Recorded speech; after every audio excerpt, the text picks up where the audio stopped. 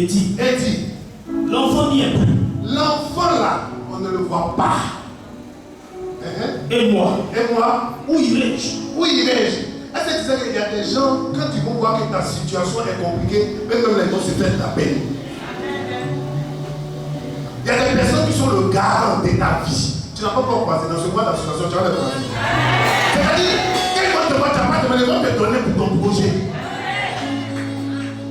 Tant qu'ils n'ont pas fait, ils vont se demander, mais comment je peux vivre si je ne peux aider cette femme-là?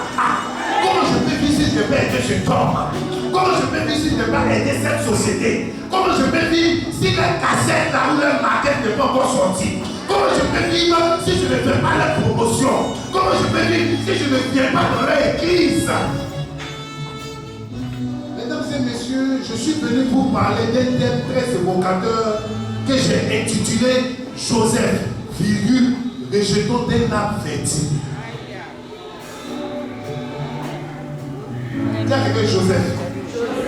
Dis virgule. Rejetons d'un arbre fertile. Regarde quelqu'un avec toi maintenant, dis ton nom.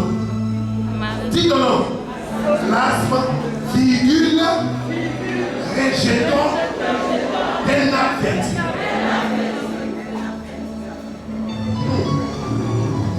Dis bien ton nom.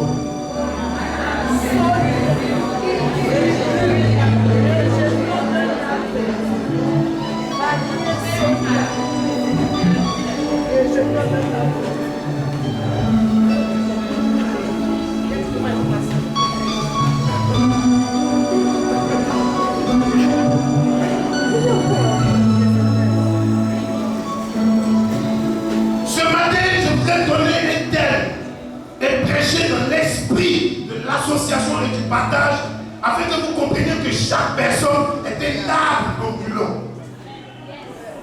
Notre vie va se déplacer, mais elle se déplace selon les saisons. La vie d'une personne n'est pas plantée quelque part. Écoutez, l'arbre est planté, mais l'homme n'est pas un arbre. L'homme est comme un arbre. Donc l'homme a une vie saisonnière. Aujourd'hui, ça peut marcher pour quelqu'un. Demain, ça peut marcher pour toi. Mais Dieu a fait de sorte qu'il n'y ait aucun poste qui soit permanent. Dans l'histoire de la vie de l'humanité, la Bible est le reflet de la parole de la gloire de Dieu. Nous avons une seule orientation qui est la parole de Dieu. Rien ne peut t'orienter, rien ne peut te guider. Afin que tu arrives bien, tu arrives avec une excellente pensée de la parole de Dieu.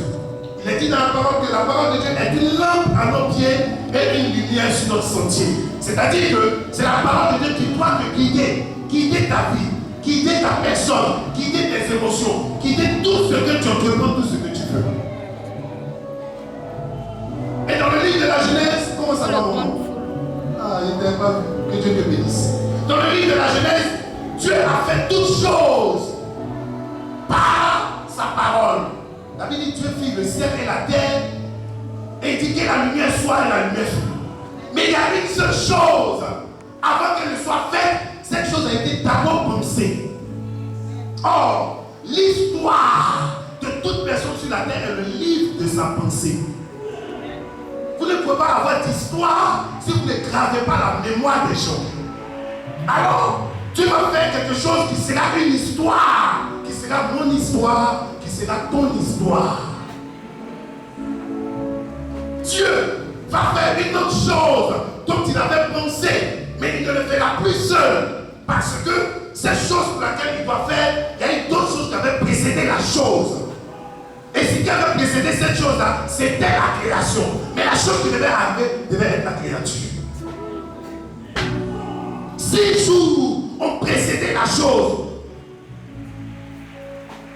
Et le 6e jour, la Bible dit Dieu prit la poussière de la terre et il fait l'homme. Tiens, quelqu'un, tu as la poussière.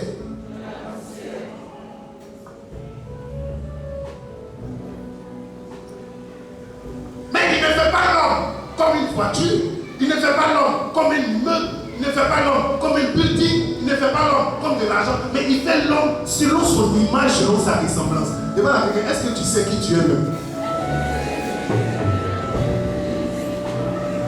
Souvent des situations peuvent te faire croire que tu n'es rien. Oh, tu es plus important que ce que tu vois. Est-ce que je parle à quelqu'un? Tu es plus important même que ce que tu es. te cherche.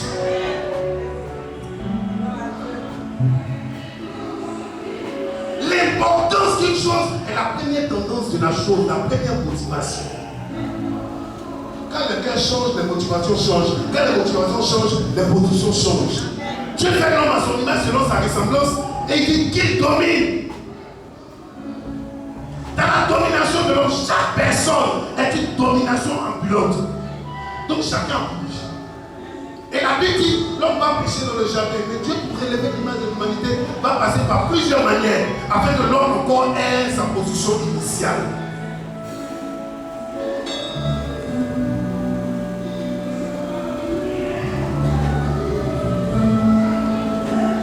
Et la Bible dit, Dieu va se révéler à un homme qu'on appelle Abraham. Abraham étant le père de la foi, Abraham va faire un enfant qu'on appelle Isaac. Isaac, qui est l'image de la bénédiction, Isaac va faire un enfant qu'on appelle Jacob.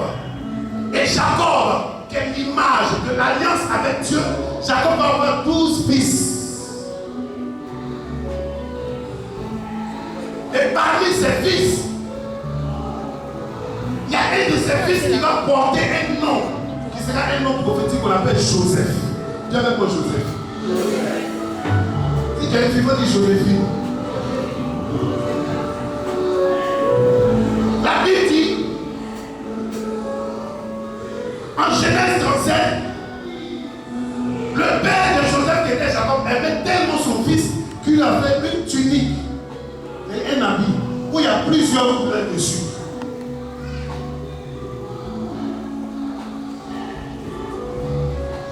Et un jour, Joseph va avoir un songe, c'est-à-dire un rêve. Que Joseph va dormir. Joseph va voir que sa gerbe est élevée. C'est-à-dire sa destinée va quelque part. Mais non seulement elle est élevée, mais elle est élevée au-dessus de ses frères. Je suis en train de parler au cœur de chaque personne ici. Pourquoi tu vis des situations que tu ne comprends pas? Je vais t'expliquer ça.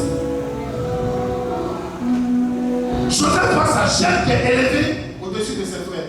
Il va arriver, il va dire, ah, mes frères, vraiment, nous étions ensemble ici, là, mais je dormais, il y a quelque chose que j'ai vu, je vais vous expliquer. C'est arrivé, c'est pas quoi on dit.